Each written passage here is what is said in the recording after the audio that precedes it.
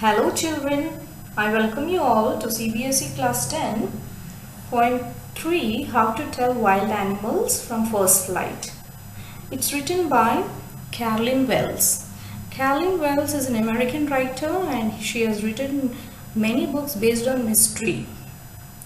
Her famous works are Sign of the Phoenix, The Jingle Books and The Story of Betty.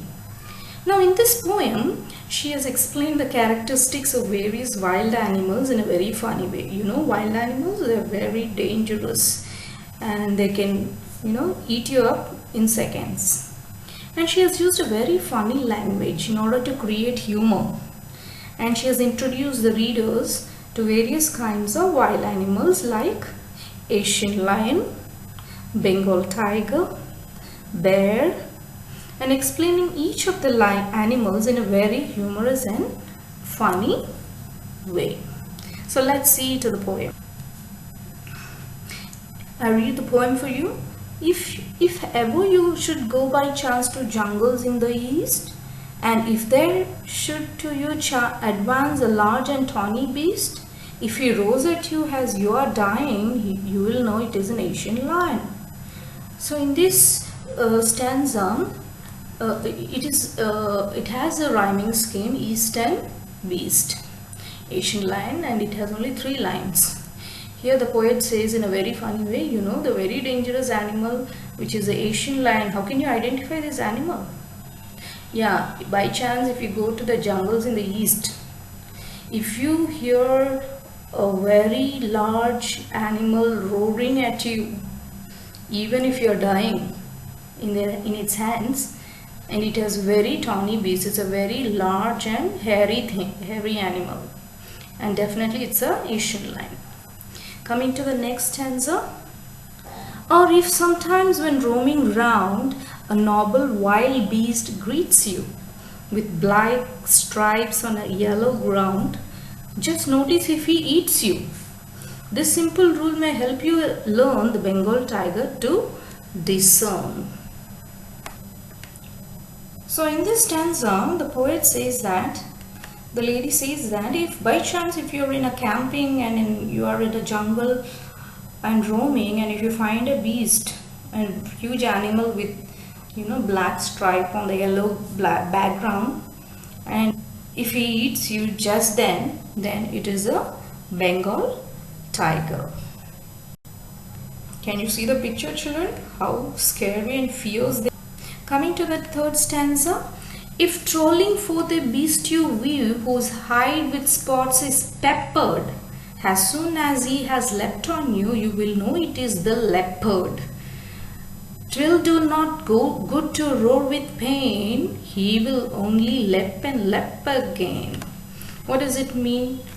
If you're just strolling or just passing your time in the jungle, and a beast, if it comes in front of you, a yellow color animal in which it has like round black spots like peppers, immediately the animal will jump on you, and immediately we'll know that this animal is a leopard. And even if you are in pain, the animal will keep jumping on you and attacking you. Immediately we can identify this is a leopard, how it hunts down its prey. Coming to the next stanza. If when you're walking round your yard you meet a creature there who hugs you very, very hard, be sure it is a bear. If you have any doubts, I guess he will give you just one more kiss. So in this stanza, children, you can see there, bear is rhyming, and we are talking about a very funny animal which we always find it very cute. Even in birthday presents we use this, especially for small babies and kids, we present bears, teddy bears.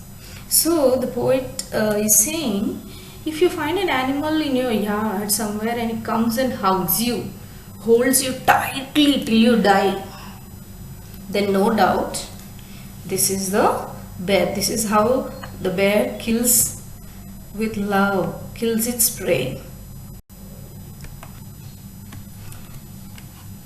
Yes, children, coming to the last stanza of the poem.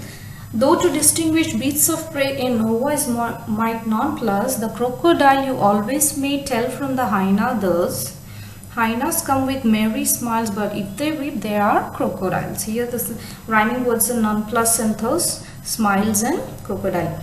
Here the poet says that if a person who is very new to know these two animals, a novice means a person who is very new to a particular job, and he may get confused between crocodile and hyena. Hyena is a small wild dog.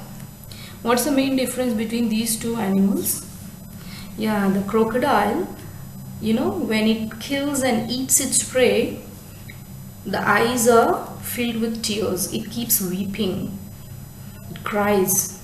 Whereas a hyena, when it kills a prey and is in a very joyous mood eating, its face, just looks as if it is smiling.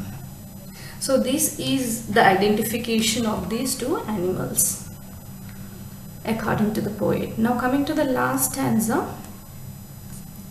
The true chameleon is small, a lizard sort of thing. He hasn't any ears at all and not a single wing. If there is nothing on the tree, 'tis the chameleon you see. Chameleon is just like a lizard. It doesn't have ears and it also wings. Wings means giving a blink with the eye. That is called a wing.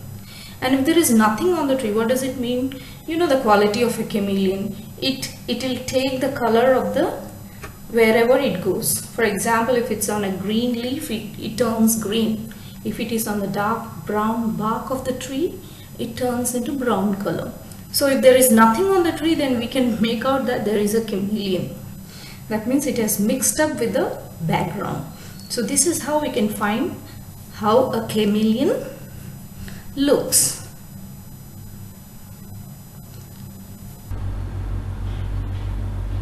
Please read the summary of the poem. Now coming to the end of the poem, I hope you should have understood the poem very well. Just read the stanzas thoroughly. Okay children, thank you so much and happy learning. Goodbye.